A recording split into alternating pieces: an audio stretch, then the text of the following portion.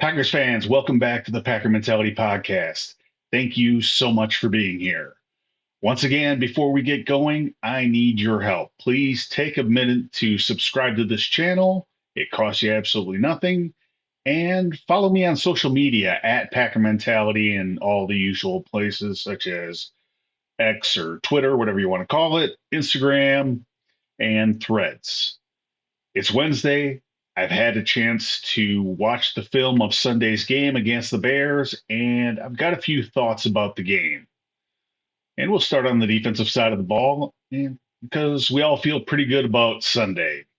Joe Barry had said before the season that this defense would look different this season, and for week one, he wasn't wrong. There was a lot of movement on the up front, lots of stunts with athletic defensive linemen and edge rushers, and it worked. And this resulted in a pressure rate of 53% on Justin Fields' dropbacks. That is an unbelievable number. That just does not happen in the NFL. Let's talk about the top players on Sunday. Top player for the Packers on defense was linebacker Quay Walker with his pick six in the second half. And Quay just looked way more comfortable. He played very fast. And I think the Packers are feeling pretty good about spending a first round draft pick on him right now. His teammate, also drafted in the first round last season, Devontae Wyatt, stepping into a starting role, was the second highest rated Packer on defense with 1.5 sacks. He was in the backfield a lot on Sunday. Rashawn Gary coming back from his knee injury, limited snaps, only 12 snaps for the game. And in those 12 snaps, he had 5 pressures. That is just speaks to how hard he's worked to come back from his injury, and got to feel pretty good about this season. Rasul Douglas was the fourth rated Packer on Sunday. He had a pass breakup, was strong coming up against the run and the short passes and the wide receiver screens. Played a great game. And Darnell Savage, great to see Darnell playing well again. Struggled the last couple seasons, but on Sunday, he was flying around, looked confident, came up strong against the run, and let's hope he just keeps it up this year. Just about everyone on the defense had a good to great game, and those who had the lowest grades, they still didn't play badly. So, not going to go into them. Now that I've said all these nice things about the defense, a word of caution before we get overconfident. Yes, I believe the defense played well, but I suggest we just slow our roll a little bit. I want to see this defense perform against a competent offense and quarterback. And I say this because that Bears offense was just awful. And yes, a good portion of it was due to the Packers' scheme and pressure. But when I watch the film, I see a lot of poor effort from guys just not bothering to block, not putting any effort into block. There were a lot of mental errors. Looked like receivers were running the wrong routes. There were physical errors. I saw offensive linemen running into each other. Not had one offensive lineman not blocking anyone and actually ran into his teammate and knocked him off his block. Just it was just the football follies on Sunday in some plays. And I said last week that I wasn't buying that Justin Fields was an MVP candidate. And not because he can't run, he's a dynamic runner, but because he has serious issues throwing the ball down the field. And that was on full display on Sunday. Justin Fields only threw 3 passes that traveled 10 yards down the field all day. This was an issue for him last season, and it still appears to be an issue from him now. Adding to all this was that the Bears' play design and play calling was terrible. If you like X's and O's and that part of football and want to kind of see what I'm talking about and learn a little bit more, go watch JT O'Sullivan's channel. It's called the QB School. He breaks down Justin Fields' play against Green Bay, and it's brutal. JT, he does a great job. If you don't remember that name, he is a former NFL backup quarterback, and he knows what he's talking about. He actually spent some time on the Packers roster. And his breakdown on Justin Fields and the Bears passing game on Sunday is very entertaining. He says at one point, he's like, I don't know what these guys are doing. Let's move on to the special teams. And we had two guys that were making their first kicks in the NFL on Sunday, Daniel Whelan and Anders Carlson. They were great on extra points and field goals. No bobbles on the holds by Wheeland, and Carlson's kicks were all good, right down the middle.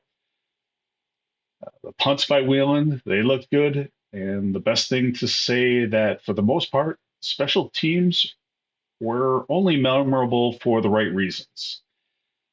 And while I'm talking about special teams, I can't forget to talk about Jaden Reed returning punts. He looks so relaxed and comfortable fielding punts.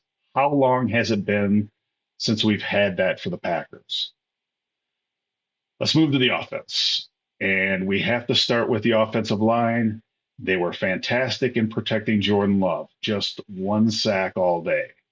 And on that sack, he passed up a couple of opportunities to hit an open receiver. And honestly, at that point, he should have just thrown the ball away. He held on to it too long. That is not on the offensive line. Individual performances on the offense. The highest rated player on the offense on Sunday was Zach Tom, playing right tackle. Please do not move him around. Leave him at right tackle, and he'll be good to great, probably Pro Bowl player or better for 10 years if he stays healthy.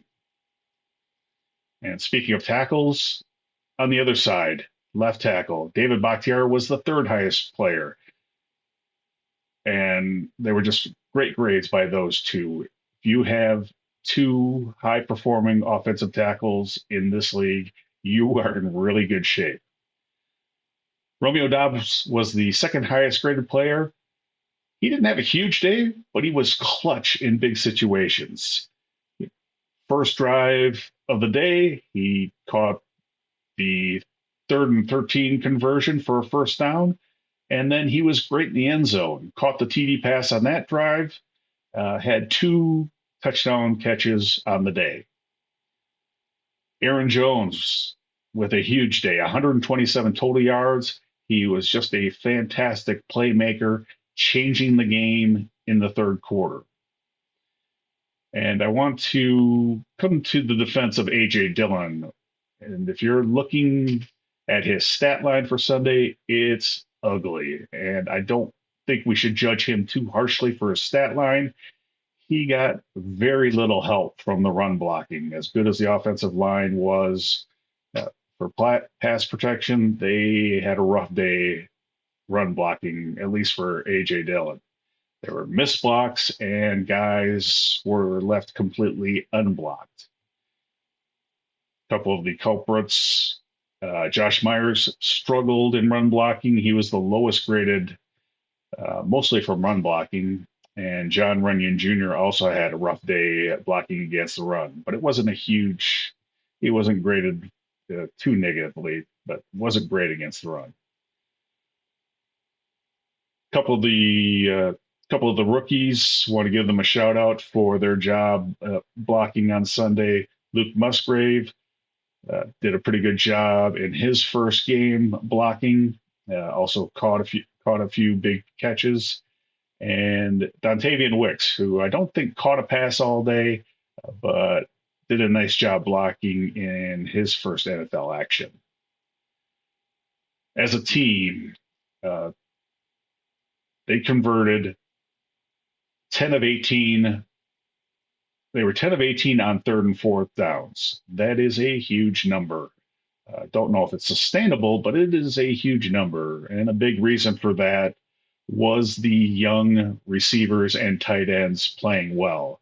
That's Romeo Dobbs, Jaden Reed, Samari Torrey, and Luke Musgrave, pretty much all the pass catchers. Now, there are three plays that I want to talk about for this game: a play I loved, a play I hated, and a play that highlighted a skill that needs some work. And that we're going to talk about that one first.